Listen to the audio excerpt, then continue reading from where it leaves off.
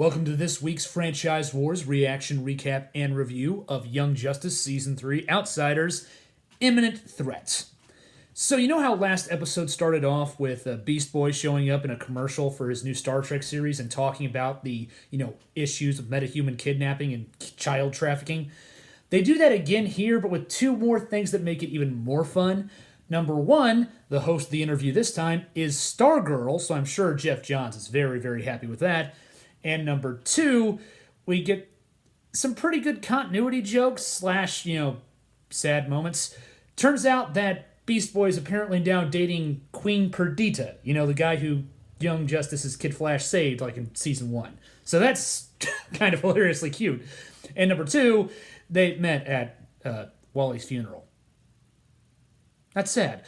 Moving on, so we quickly start up with the regular story from last week where the heroes are re-infiltrating the Markovian Children's Hospital to try and find out who the bad guy is. And pretty quickly on, we find out that apparently the Highness being spoken of in the last episode is not Prince Gregor, but instead... Okay. Well, if it isn't Baron Bedlam himself. Yeah, Delam. Knight, I only require this organization to operate without me for one night, so I might play the role of regent to the king without interruption. But it seems that was too much to ask. Baron Delam, Dr. Jace has betrayed us all. How did I not notice that Delam is an anagram for Bedlam? So it turns out that apparently Baron Delam is working with Count Vertigo because they both want to actually rule their own countries. So yeah, they're still going with the idea of Count Vertigo being so desperate to rule his own country, he just can't help himself but keep on being a supervillain and now a human trafficker and child murderer. So, he's super evil now. But we quickly have a scene where the heroes come in and manage to rescue everybody who they need to rescue.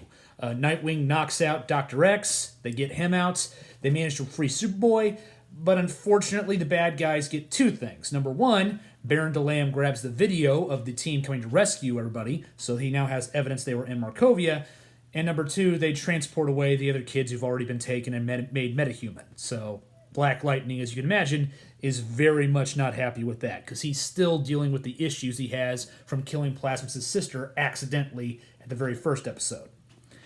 Now, as the team escapes and kind of regroups outside on the beach, Brion starts to actually kind of, experiment with his powers and sinks in the gravel, starts to freak out. Superboy acts as a mentor figure and manages to get him to calm down.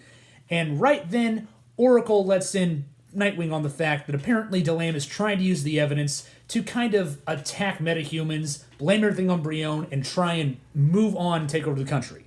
So Brion finds out, Brion is angry, Brion goes to his uncle's place in his brother's coronation, and we get this scene.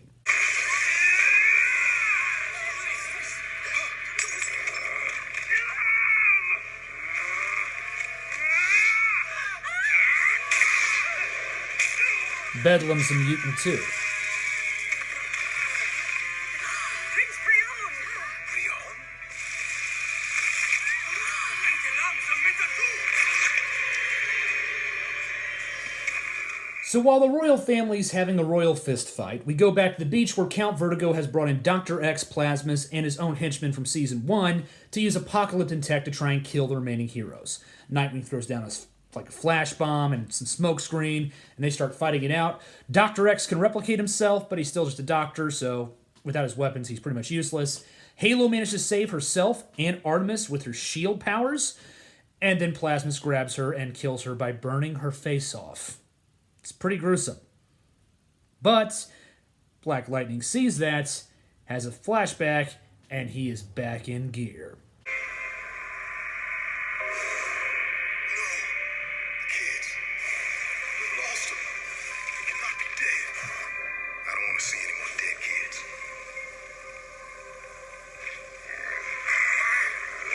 Okay, time to Black Lightning this baby up. You wanna kill something? Try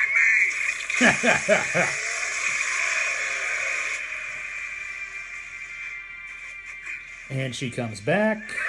Yep, called it. No kill, no dead, not dead.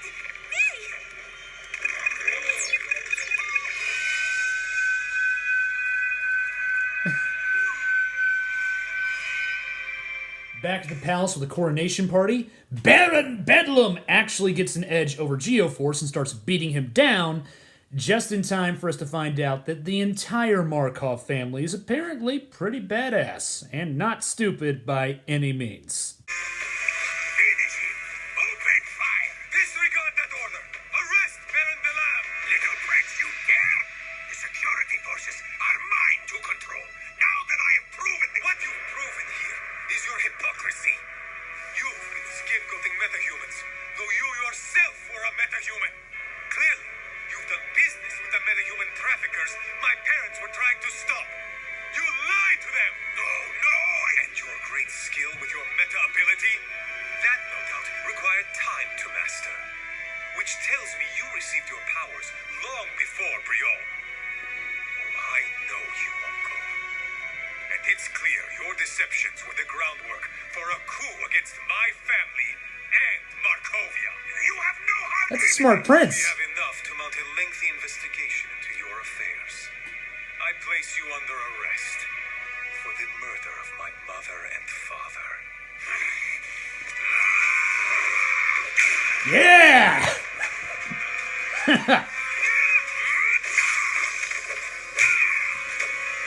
I like it. He's using martial arts. I like it. Now you'd think it would all be good. Sunshine and rainbows, the family can get back together. Brion can join his brother Gregor. They can restore their family to the throne.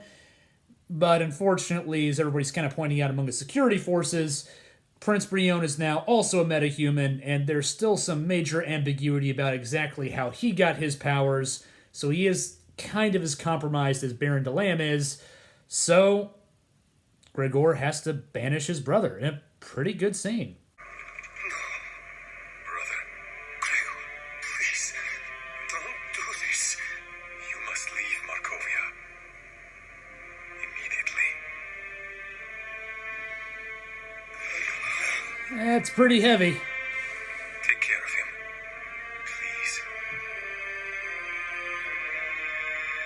Okay, I really like the Markov family. They're kind of all badasses. Tara's gonna be a badass too, isn't she? So while they regroup and head back to the beach, Lightning is still taking on Plasmus and doing pretty damn good, and he realizes there's a little control button on the back of Plasmus and shoots it, and we get a pretty heartrending scene considering what we saw happen to Plasmus' sister in the first episode.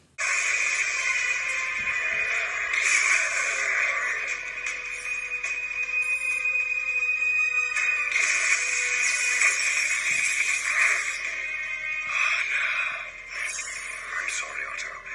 We couldn't find a transplant. And your sister, Anna, her heart just gave out. Your heart condition is a genetic trait in your family, one we would not have discovered without the unfortunate passing of your sister. Fortunately, a special procedure can correct the problem in you.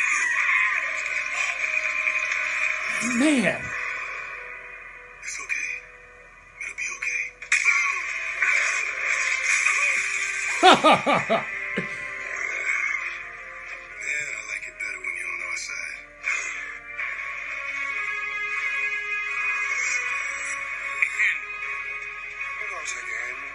Again. Unfortunately, Count Vertigo, who is now possibly one of the most despicable villains in the show, retreats using a father box and a boom tube. So again, we know Apocalypse are the main bad guys kind of helping the Light here. Well, maybe helping the Light. Again, the Light is pretty treacherous, so you don't really know for sure. And unfortunately, we also get a pretty tragic ending to Plasmus' story as well. Apocalypse is the overall leader.